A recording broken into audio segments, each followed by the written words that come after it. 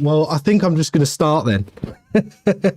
So this song is by Desmerelda, the band. The drummer Fraser is here watching, which is awesome. So they're from South London. The drummer just recently moved to Scotland. So we met up here in Leeds, where I randomly moved to, and went to a really nice studio called the Nave, and we tracked some really sick drums there. Fraser's a really, really good drummer. He's super tight.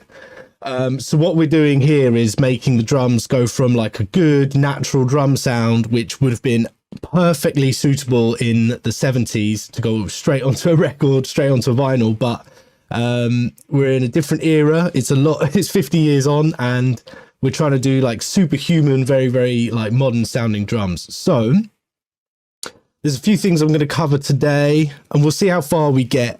If people have to leave, then I totally understand, because I've used the first half an hour with a technical error, believe it or not. But yeah, so I'm just going to import the stems shortly. And then the things that we'll definitely cover in this one is phase aligning drums and editing a drum performance. I've already edited the drums for the whole song, so we don't have to sit through me editing for ages. But I think it's a complicated thing that a lot of people struggle with. So I'd really like to show people how to do it in a way that you don't have to detract from what the drummer performed, and all you're doing is balancing between what a real human being can do and what modern music sounds like. So you're just sort of bridging that gap. I'm also going to create some samples out of his hits, and that really helps with the modern sound, the consistency thing, just to layer in. And then we'll touch on a bit of drum compression, and a few other bits like that. But everything's sort of based around how I gain stage, how I mix properly. And this is genuinely what I do when people send me songs. This isn't some sort of like formulated YouTube thing, which is kind of the reason why I've started doing streaming, because I feel like there's some really, really good content out there, but it's not quite accurate as to how people I know in the industry are doing it. But yeah, okay, so the first thing I'm going to do is I'm going to import my stems. So we get them in. And I want to create new tracks, and all selected tracks are from one project. I don't know why it needs to know that, but I may as well tell it. So it's analyzing them now, and it's going to bring them in, hopefully quickly, due to the fact that I've wasted loads of time. Okay, cool. So what we're looking at here is the stems I've already brought in. So I'm just going to bring them below. Just going to align them. Okay, so I think the first thing I need to do is align the drums with the track. So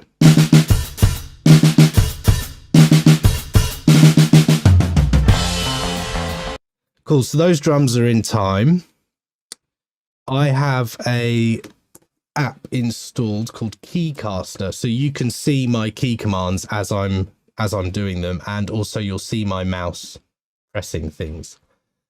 So the first thing that I do is I normalize the stems, and what that means is it basically sets an average volume for everything. So the key command for that in Logic is Control Option G, and it's going to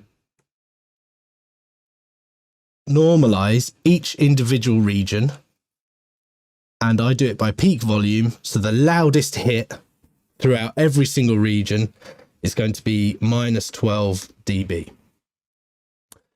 So what that means now is that I can mix. I won't clip my master fader over here, and I'll be able to mix to my bass, and I'll have a good enough volume to push out to any hardware, because obviously you want to be as loud as possible without peaking when you push out to hardware because of the noise floor. But also it won't be so loud that I peak on my master bus or on individual channels. So next thing, of course, is organizing everything. A studio that I worked in for years had an orange drum kit, so I always color code my tracks orange for obvious reasons. And so we've got a kick in mic, a kick out mic, and then we've got a snare top mic and a snare bottom. So we'll put those in. A rack tom and a floor tom. These are all close mics. So the drum sound we were going for, I don't know if anyone knows these bands, but there's a band called Death From Above 1979, super dry, crunchy 70s style drums. And then there's a band called Dinosaur Pileup, who are much more like larger than life, heavy drum sounds. So we're sort of trying to bridge the gap somewhere in between there. And then we've got the overheads and the rooms. And then we've got some flavor mics here, which I can talk about. Vix. Well, look, if anyone wants to hear how I mic'd the drum kit up with the engineer, Tom Orrell, because we did it collaboratively, if anyone wants to hear about some of the mic choices or why we chose to do things, then just let Vix know in the chat and she can let me know. Otherwise, I'm just going to crack straight on. So the first thing that I do is I check whether drums are in phase or not. And what that means is if a waveform is going up and down, as you can see, a very nice example from the snare top here, we want all of them going up and down at the same time. That means that it tells the speakers to push and to pull at the same time. Therefore, it sounds better. It sounds punchier. You know, everything's working really, really hard. Everything's working together.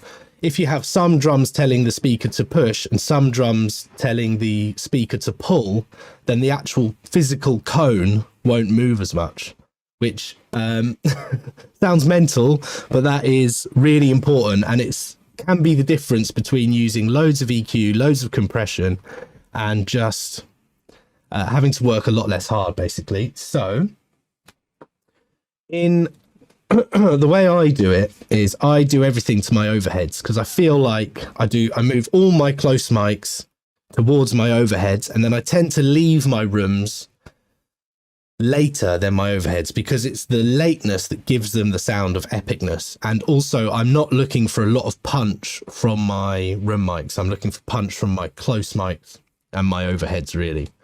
So if I grab my overheads here, I'm going to do some destructive editing, which means I'm going to commit to these. I'm not going to do it with plugins. I'm going to commit to the processing on the actual waveform. And the way you do that in Logic is you do Shift Option P and it brings up selection based processing. In Logic, in Pro Tools, that's called Audio Suite. So I have a stereo track of overheads here, and I want to phase flip, phase invert both the left and right. So I'm going to do that now by pressing this button here. And you'll notice that this is going to flip upside down. There you go. So now the speaker is going to push before it pulls. And then we'll start aligning all the extra drums up, so all the extra microphones up, so that they all push and pull at the same time. You can see here that there's a couple of samples difference between when the snare drum, the snare sound starts in each microphone.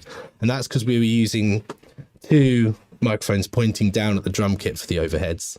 But we got them really, really close, as you can tell. If they were an inch or so apart, there'd be a much bigger difference between this start time and this start time. So here we go. I always prioritize my snare when I'm phase aligning. I really feel like having a punchy snare is the most important thing. And then the kick drum, you need low end on it and it needs to be punchy, but on half of the mediums that people are listening to music on nowadays, you don't really get that much sub. So and also it's easier to get away with sample replacing a kick drum than it is a snare. So I want a natural snare sound. So I'll stop banging on about that. Now we have to move this waveform to be in line with these waveforms, and you can do that by clicking and dragging, or what I do is I use the nudge controls. So the shortcuts to set your nudge value in Logic are Control, Option, and then T will make it ticks, D will make it division, Measure will make it a measure, B will make it a beat, etc., and S will make it a sample. So if I start moving that now, you can see the key command capture going mental. There we go. So there we go. In fact, I've skipped a step. You'll have to forgive me. I'm just going to go back real quick. And the first thing that I do after I've normalized it, after I've normalized all my stems, is I come here, and if you select track alternatives in Logic to be on, it's the same thing as having playlists in Pro Tools. You can duplicate it. So now I can always go back and check my work before I do anything else. So there we are. We're back to before I even changed the phase on this overhead or moved it at all. And we're going to duplicate this. So what that means is underneath this top layer, there's a secret layer, which I can toggle between. So I can always A/B, I can always check that I'm improving stuff. I'm actually making it better, because even if you do it thousands and thousands of times, you'll still get it wrong sometimes. And it's really, really important to check your work, obviously. So let me grab those overheads again. I'll just quickly flip the polarity on those like I just did. So now we're back to where we were, and I can move this snare sample over to match. A really good way of doing this in Logic is if you put your playhead over the zero crossing, the bit where the waveform leaves the flat line in the middle is called a zero crossing.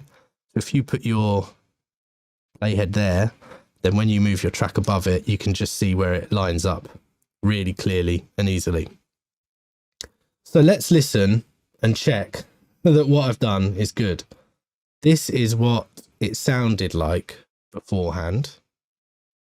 I'll put this on. This is, I've just imported the recordings, and this is what they sounded like.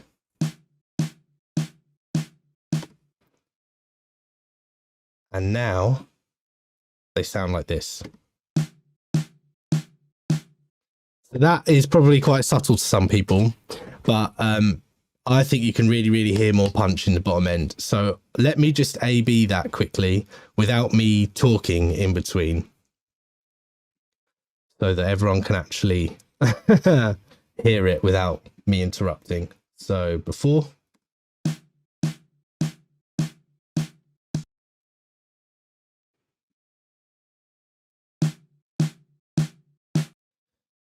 Cool. So that is the snare top done. And then obviously we're just going to run through, and you just do this for every single microphone. So now we're aiming for this point here. We've got our snare bottom mic. I'm going to just shift that across so that it's in line perfectly. And then I have to flip this one because it's going down instead of up first. So this is a mono track, so I'm going to apply a mono polarity shift. There we go. So we have this now.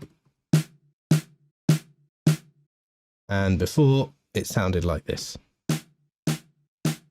So now you can really, really tell there's a big difference. So before we've even used any plugins, anything like that, we're just really making sure that the core, we're getting the most out of the core, you know, recording sound. This is the sort of difference between a medium drum sound and a killer drum sound, I find, if I call myself capable of a killer drum sound. So I don't think it's worth doing loads of this. I think it's pretty obvious what has to happen. And if anyone has any questions about that, chuck them in the chat and I'll answer them. Or you can ask me another time. It's no bother at all. Maybe we should look into doing a slightly more difficult one, because I have some clean snare hits here for sampling the snare. But really, if you have to do it on a kick drum, then it might be slightly more difficult. Because if you're doing it in the track, then there's going to be cymbals playing and it's going to be harder to tell where the waveform starts. So let's try and align these kick drums to the overheads as well. So what have we got here?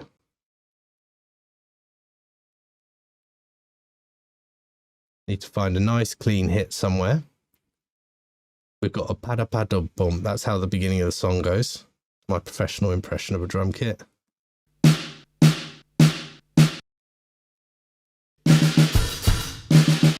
Cool.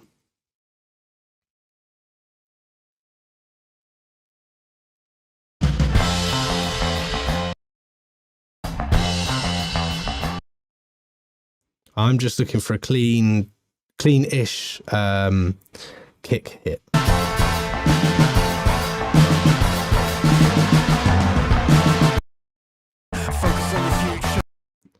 Cool. So now we have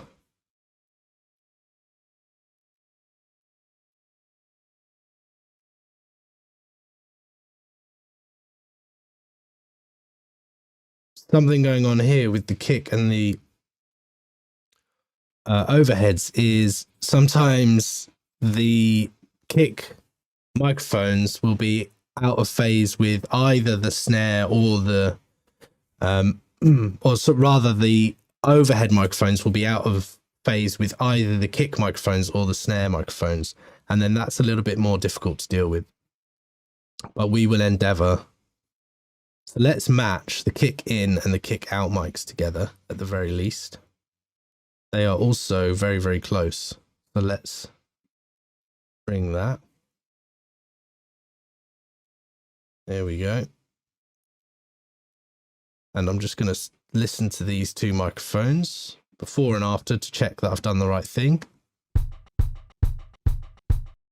Another way of checking, this is really good, is you can see your master meter there is, mine is hitting minus 9.9 from this. So if I move it to before,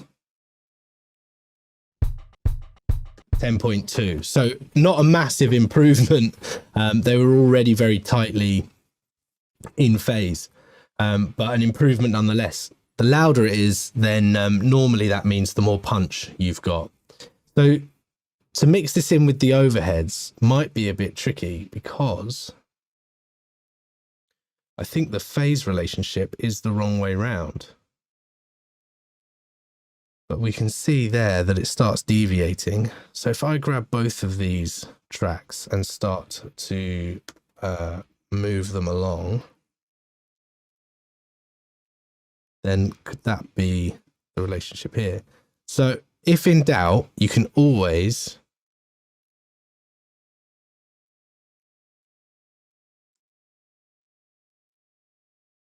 use your ears. So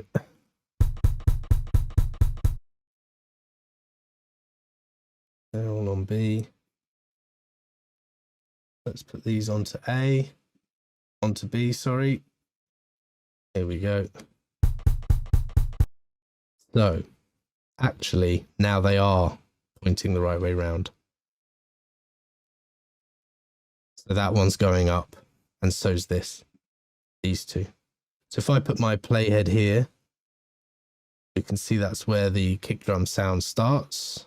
I'm going to shift these along. And now we have a kick. That's 9.6, and before it was 9.8. So again, we're not gaining loads, but it's helping. As you go through more and more microphones, if you imagine that you've got your room microphones phase aligned, you've got your extra flavor microphones like I've got down here, like an extra snare overhead, an extra microphone halfway between the batter head of the kick and the bottom of the snare, that all adds up, and more and more it gets punchier and punchier. So that's the phase aligning portion. I would say we've seen enough of that. It adds up, it gets bigger and bigger. You really heard it on the snare drum.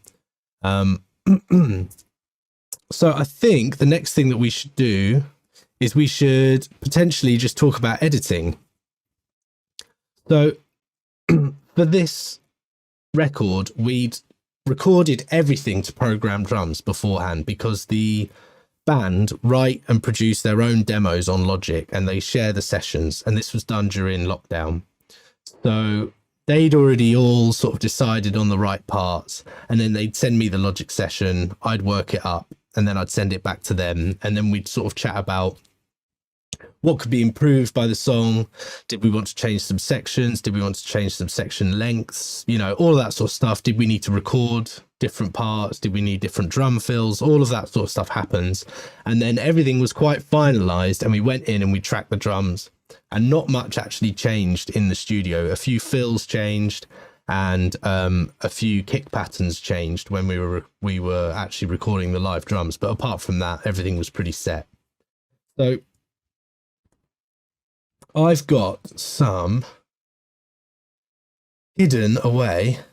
I've got some program drums, which are obviously not very human, but they are perfectly in time. So what I can see is, well, how close in time are we to the drums that the bass, guitars and vocals were all recorded to, and how do they lock in?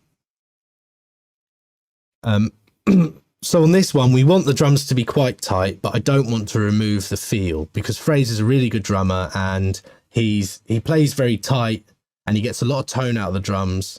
So I'm not looking to sort of take any of that away. I'm only looking to enhance, really, and make it sound maybe a bit more modern. So what we need to do here is we need to create a drum group to look after to make sure everything moves at the same time. So I'm going to create a new group, call it drums 2, and we'll do editing, do track alternatives. There we go. So that's our drum bus, our drum group set up, and I'll activate that now. So we've got one layer of the original drums here, and then we've got our layer of phase aligned. Let's pretend that they're all completely phase aligned. And then we'll do another layer, which I think is, yeah, the shortcut for that is Control Option Command D. So now, if I want to go back to the timing beforehand, if I want to check whether I'm making the drums sound tighter, or if I'm making the drums sound too robotic, or if I'm making them sound too late or too early or anything, I can just quite easily flip back to what I was listening to before. The first thing I like to do before editing any drums is I like to break up the sections. And the reason for this is, if I start moving something here, I don't want to affect anything good that's over here. So I'll just just look at where the different sections are and just break them up. I like to make sure that I don't move fills around too much, because drum fills, you know, there's a lot of feeling in those, and we don't want to detract from that. So break all those parts up, and maybe break it up a little bit further. If he's played it really, really well, why risk moving it, you know, and making it worse before you've even started? So a lot of people who edit drums in Logic use flex time. I find that flex time is a bit weird because it time stretches. If you look at the waveform of a kick drum, for example, that's the waveform there. If I time stretch that, I'm going to make this waveform longer. And if it's longer, then then the actual punch and the actual sound of it will change very slightly. It's all very, very small things, but once they start adding up, you really end up with quite flat sounding drums. And sometimes the algorithm doesn't really work very well, and it'll split your drum here. And obviously, if you've got one bit being sped up and then the next bit slowed down, that can sound very, very strange. So I like to use just the old school way of editing. And the way I do that is, again, with my nudge function. So I'll set it to something like ticks, which will, oh, not that one, which is Control Option T. And then I'll just break it up. And we could bring down maybe our guide kick. Or we could create, see, if we want to see where the grid is in Logic, it could be a little bit mental, because Logic looks great, but it's very low contrast. So we've got these very faint grey lines to show us where the grid is, which doesn't really do us any favors when we're editing. And then if we don't have these empty tracks, then we can't see the grid at all, apart from these markers up here. So you can come unstuck pretty quick. I find that it's good to just chuck in a couple of empty tracks, which don't actually need to be there. They don't have any audio on, but at least then you can see the grid. So now I can see where that kick drum starts. And now I can, making sure that I've got groups enabled, it's going to move all of my audio at the same time. I can just move it along like that. And then I can check the next hit. All right, so as you can see, Fraser's a really good drummer. I'm just going to be moving little bits here and there. And then eventually you end up with something that's really locked in, but also really, really human. And if he's slightly ahead for a whole section and you just move him slightly more into the pocket, then that's better than gridding everything and removing all of the feel. And it's better than time stretching and degrading your audio, analyzing it, you know? So that's why I do these things. So this is a good option here. We've got this is a downbeat. So we know that the downbeat has to be right on the money. So let's start moving these things in. And this is where it comes in really, really handy to know your shortcuts. So I'm obviously using my shortcuts to do my nudging, but also I know that I can press shift and backslash and it'll trim the end of the region to the start of the next region. And then I know that this bit here, if I hold shift control and backslash, it'll move the start of the region to the previous region. So things like that can really speed up your workflow. So I'm going to close my inspector and give myself as much real estate as possible. I'm now sort of trying to bridge the gap between these two sections where I've got the build here landing onto a really tight downbeat. But then because I've moved all of this audio as one, I need to move the other stuff back. Now, it probably would have been better for me to chop up the audio slightly more. So before the fill, like that. And then now we'll probably be quite in the pocket for most of it. Here we go. So yeah, that is a really, really great way of editing audio. It takes a bit longer, but I feel like, you know, bands really, really deserve your care and attention as a producer. So now we have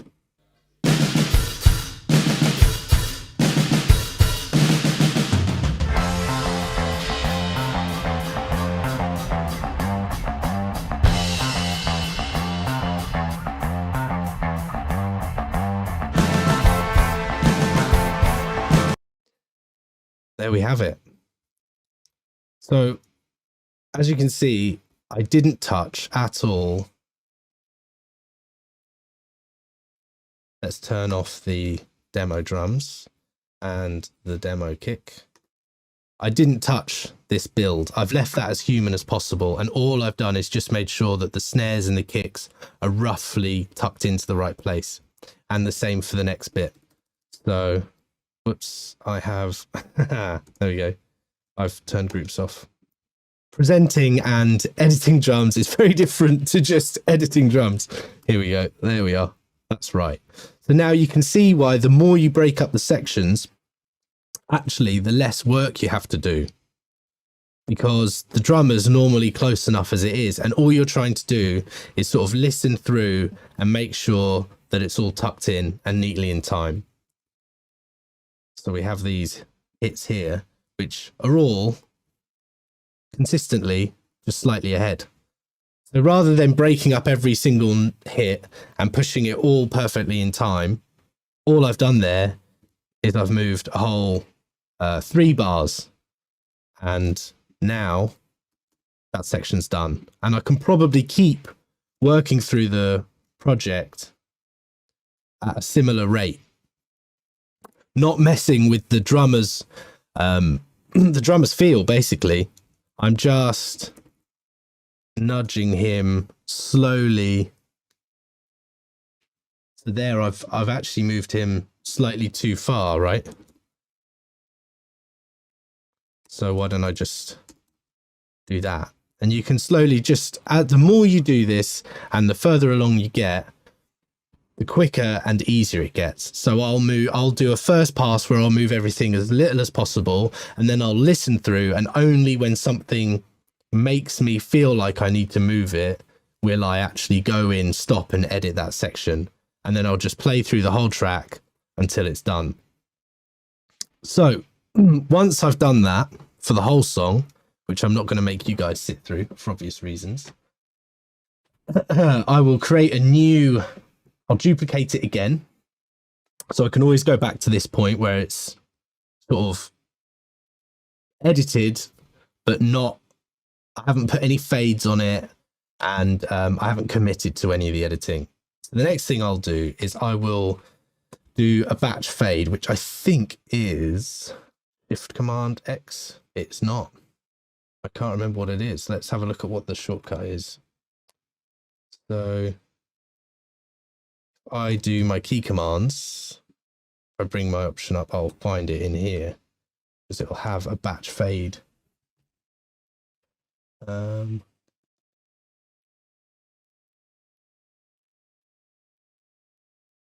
Audio crossfade options.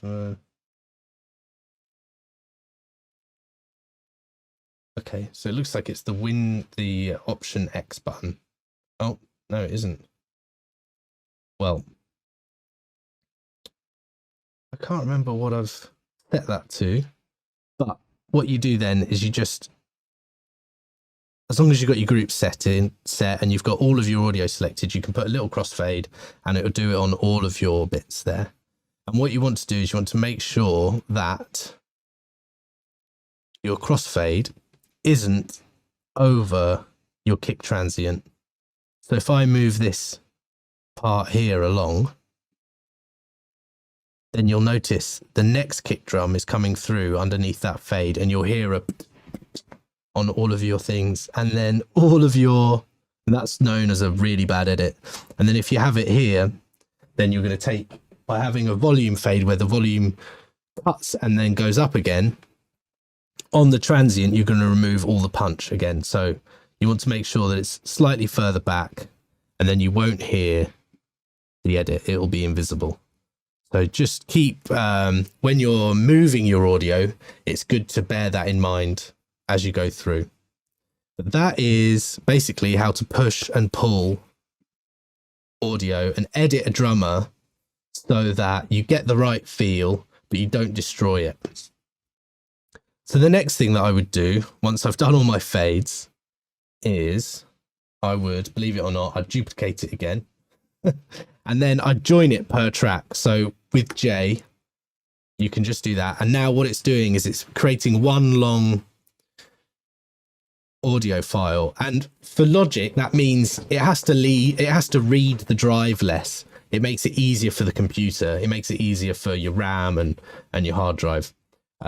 And also it means that you can't accidentally delete little regions, or you can't accidentally move little bits of audio around, and it looks neater. That's really, really good. So I think the next thing that we'll do is we'll talk about a little bit of cleanup. So rather than just gate my toms, or if I've got a specific hi-hat mic or a specific mic for the ride, I'll go through and find the bits where they're playing, and I'll keep just that audio. So now if I take groups off with Shift G, I've got this audio here, and I'm going to strip silence the toms. So in Logic, that is Control X. And what it's doing is it's working out as per this threshold what it should keep and what it should delete. So it's done a really clean job of that. Not so much this one. Now they aren't actually tom hits. You can see quite clearly where the tom hits are. So let's bring that up until we only get what we want. There we go. And now we can go through and just check that they're all correct. We can put fades on them, and we don't have any spill from our tom microphones, because although whilst we were tracking, we were made sure that the toms were tuned in a way that meant they weren't resonating throughout the whole performance.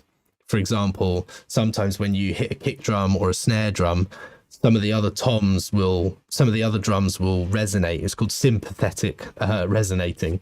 So we just want to make sure that any of that is gone, and any hi-hat spill or anything like that, we don't need it in there. We're going for a super clean, well, a super clear blown up drum sound. So the less spill I have, the more compression and distortion I can actually add to blow it up more, bizarrely enough.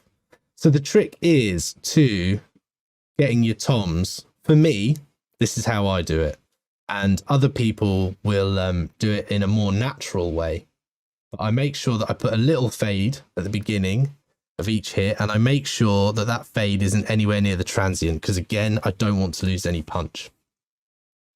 The next thing that I do is I edit the tom region to stop before the next cymbal hit, so I never get any at the end of tom hits. Because if you listen to some records that are gated, or you listen to some records that are edited like this, you'll hear that the toms will go, and then inevitably when a drummer's doing a fill and going around on the toms, they end with a crash or something similar. So you need to get in and out, or I do rather. So let's listen to this. A good way to check if you're unsure what the tom is playing, you can solo your overheads, and hopefully you can hear what the drummer was playing properly in that. So it's rack tom, floor tom, floor tom. So I can move that to there, and that's my two rack toms. And I'm making sure that this region has ended before there, and then it's floor tom, and then you can bet that there is a crash hit with a kick drum underneath it here. Yeah, so I don't want to do that. I want to make sure I get rid of that. Now this is going to sound super unnatural when we're listening to just the tom mics. Actually sounds pretty good. But that way we can blow these up as much as we like. We can make them sound as huge as they want, and they'll punch through, and then they'll leave, and the listener can hear the fill, hear the toms, and then be back onto what it's, back listening to what they're supposed to be listening to, which is probably a vocal or a guitar lick or, something else. So the reason why this works for me is because I use the overheads as my main drum sound. So whenever I start mixing, I turn up the overheads, and I make those microphones sound as good as possible. And then I bring in the room microphones, and I make them sound as good as possible. And then I bring up my close mics to fill in the gaps. And then if I'm still missing something, then I'll start adding a few samples in. But that way, this sort of editing doesn't feel, you don't notice it basically. All you notice is you get a really good close tom mic hit, but you're actually listening to a big room of drums. So let's have a listen here. So you just never notice that. And in fact, because I didn't check when I was doing those fades on those edits earlier, this is really good. You can hear a bad edit. So this is what a bad edit sounds like. You'll notice that you can hear a little click. It's almost like it's split on this kick and crash here. Yeah, so that's something to look out for. That's what you're listening out for. If you're editing your drums and they sound like that after you've done your crossfades, then it means that you didn't have... Oh, well, there you go. I'm wrong. Why does that sound like that then? Yeah, it is. It's this thing here isn't in the right place. So when it's too close, you can hear the kick starting here and the fade over it, but then we've got this bit of audio. So you have to be really, really careful with those sort of things.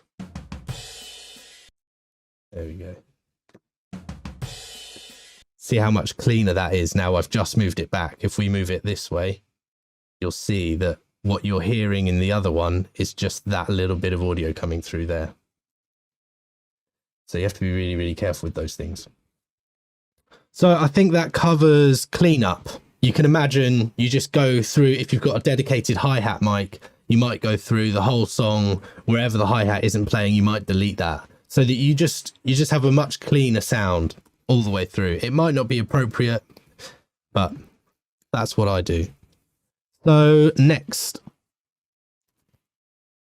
we've done the phase aligning, we've done the editing, we've done the cleanup. So creating samples, I think this is a good one because it shows people that you don't have to rely on other people's samples. If you've got good drums in a good room with good mics and you've recorded them well, then you can use your own samples. And the thing that samples bring to modern recordings is actually just how consistent they are. And you do that with velocity. You don't do that with using other people's sounds. If you've got bad recordings, then sure, you need to put some good samples on it because you can't rescue a bad recording. But if you've got well recorded drums played, you know, really well,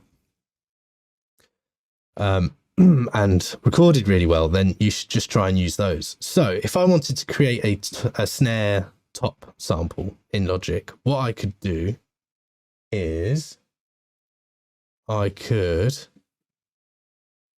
just select this bit of audio here and I could bounce it in place. Call it snare sample 1. And what that's going to do is it's going to create a new audio file that's only that long. So rather than importing this whole thing into a sampler, I'm just going to import that much audio.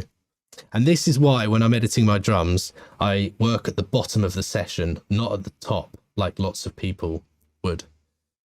So, because I just drag it over this menu here and I can create a sample track. So now I've got a sample track which I can put MIDI onto, and it's got this snare sample in it. So let's set some settings on this. We can set it to mono because we only ever want one instance of that snare to be hitting at once. We don't want to have an old snare ringing out whilst another snare starts, because that's going to sound weird. That's not really how a drum works. Once you hit it again, the sound starts again. All the sound in the room carries on, but the drum starts resonating in a new way again. And we can set the root key. So I want this to be on the key D1, because anyone who's ever programmed drums before knows that the kick is on C1 and then the snare is on D1 for all the, you know, that's just how it always works. So we can only have one playing at a time, and we know it's going to play on that, and we want it to be a one shot. And the reason why we want it to be a one shot is so that it just plays the same thing over and over again. We can put a little fade in there and we can zoom in, and what, just like when we were lining up our drums earlier, what we want to do is make sure that when the MIDI node starts, it's going to start perfectly in time with the rest of our audio. So that is that. And now I can drag some MIDI onto that, and we'll have a fake snare top that is always exactly the same, and we can treat it with a lot more processing and tuck it in behind the actual snare top microphone, and it will be great. The other good thing to do is if you've got reverbs. Reverbs are really, really good. So we had a microphone in the corridor and the door to the drum room open. So the snare sounded like this. I seem to have lost audio again. Hopefully not again. Oh, no, I'm just being dense. I've got the track turned down. There we go. So let's listen to that now. So what's really, really handy about having a sound like that is you can add depth to your snare, but you can really, really, really control it, and you can just bring it up and tuck it in. And if you listen to that on its own and you have that playing in the background of your snare, it's very, very obvious and very clear that it's a snare reverb and it's a snare sound. But once you start listening to all the drums being played in this microphone, it gets very messy very quickly. So let me play you that. So that's kind of cool, and that might be really, really cool for like a build up or something like that, but really that's just got loads of harsh hi-hat in, and that's not going to make a really, really cool drum sound. That's not going to sit behind some vocals very well. It's just going to get in the way of all the guitars. It's going to get in the way of all the vocals. It's going to put your kick drum out of phase so you don't get any punch on your kick, you know? So what I do to get around that is, I guess what many people would say is I cheat. But all that matters is whatever comes out of the speakers. Anyone who tells you any different is a purist, and they have their place, but I'm not one of them. So now I've bounced that down. I can pop this into a sampler track, and again I can go through the settings. I can set it to mono, I can make it a one shot, I can make sure that every time my MIDI node is on D1 it's going to get programmed off of that, and then I can align it. And in fact, with these, what's really cool is that maybe I want there to be a slight slap between the snare sound and then the reverb. So I might start the reverb a little bit later, so you get a sort of slap and a sort of larger than life sound effect. So I think that takes us through creating samples as well. You can do that in Pro Tools, you can do that in any DAW. I think Ableton's probably even quicker at it than Logic, but that's a modern feature. That's really, really cool. Didn't have that 5 years ago, I don't think. So yeah, I think now is probably a good time to turn off these drums and turn on the real ones. So if I unhide all my secret tracks, then I can just turn them off and hide them. And then I can unhide the ones that I've already edited and I've already phase aligned, and I did it off camera, so they're actually correct and I've done them well because I've been concentrating. So we'll just turn those on now. And we'll hide the rest again. So now we can talk about my workflow and how it might differ from other people.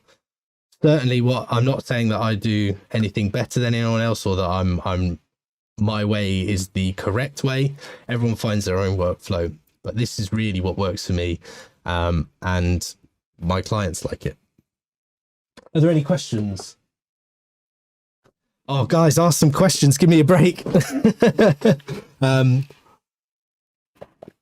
So 10 minutes left. 10 minutes left. Cool. So this is the exciting bit. My workflow is I create samples, as you've just seen. The next thing that I do, and you can do this in Logic really easily. If you have Pro Tools, you have to use a thing called Massey DRT. I don't think Pro Tools can do this yet, but you can press Control D on an audio file, and it analyzes all the transients. And then you tell it what you're analyzing, which is a kick drum. And then what it's done for me is it's created loads of MIDI hits for every single one. And if I'm not going to use samples, I still do this, and I'll show you why. So I've got this here, and I can see my MIDI here, right? So what I do with that is, let's just delete it because I don't need it. I copy and paste it up to these tracks, and I've got a kick gate sidechain and a snare gate sidechain, and I set the velocities of each hit to be exactly the same. And that way, if I'm triggering a gate, the gate will open perfectly every time. Sometimes when you're trying to gate a snare drum, the hi-hat spill in it is so loud, the hi-hat opens the gate, and then you're in a, you're in a world of pain. You have to automate your threshold and stuff like that. This is a really, really quick way of doing it. So if you want to hear what these sound like, because I use impulses, so they're very, very quick. It's very, very clear. So whatever the, I'll show you what I mean. Got these here. Right. So they are just hidden away, and they'll be, if I gate my snare top mic, let's see if I've got a plugin on there. I have. And yeah, instrument 3, which is snare gate sidechain, is triggering this snare to open and close, not the actual audio from the snare. If anyone wants that explaining in more detail, I'll have to do a reel on it. I can't do it now. Hmm? Oh yeah. Are you using phase? Am I using Phase.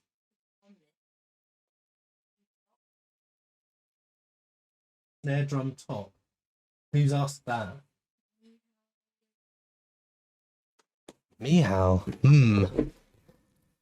I'm using rack tom and floor tom mics. I'm using rack tom and floor tom microphones. I may have been working on the wrong track by accident. No, I wasn't. No. So, Meow, could you rephrase your question and I'll try and answer it? But I use just a microphone on the rack tom. It's a close mic, and then I cut out all of the other information. I phase align the rack tom to the overheads. So if I've got a rack tom coming through the left overhead, because I always do drummer's perspective, so the left overhead mic, I will phase align the rack tom microphone to that one, and then the floor tom, I'll phase align it to the right of the overhead microphone. I hope that answers the question. If not, type it again and I'll have another crack. You said turning the phase. Yes, I flip the phase. Yeah, Meow. So every single microphone that I've got, except for the room microphones, become phase aligned. I make sure that they all go up at the same time on the snare, and then the rack tom, I make sure that the rack toms match the overheads. All of my snare mics match the overheads, and my kick drums match the overheads. And then the room mics I leave separately. And after I've matched them visually, I will nudge back and forth, listening until I feel like I'm getting the most punch out of the drums, and then I'll A/B and I'll keep checking. As you can see, I've got loads of, this is all my workflow you can see here on the drums that I've done. So that's all the editing that I've done. You've got the original ones, the phase aligned ones, and then you've got how I've chopped them up, then when I've faded them, and then when I've joined them. So yeah, that's how that works, Meow. I make sure everything is as punchy as possible before I even put any plugins on whatsoever. Because it actually saves time, believe it or not. All of that hard work actually saves time. So we've only got a few minutes left, but I haven't got through as much as I'd hoped. But what I do next is I'll just stick an SSL style plugin on every single channel. And that's so that when I'm on every single drum track, and that's so when I'm in the flow of mixing, I've just got a compressor and an EQ and a gate ready to call up instantly. It means that when I start getting into my creative flow and I'm like, oh, this would sound cool, or I really want to do this, it's all just ready. I don't have to faff. So I wonder if that's a good place to stop, and then I'll just cover the rest of it next time. I guess we're at basically an hour and a half of people's time, and I don't want to take the mick. I really don't. Maybe I can give you a little sneak preview of how the drums sound so far, and that'll entice you back.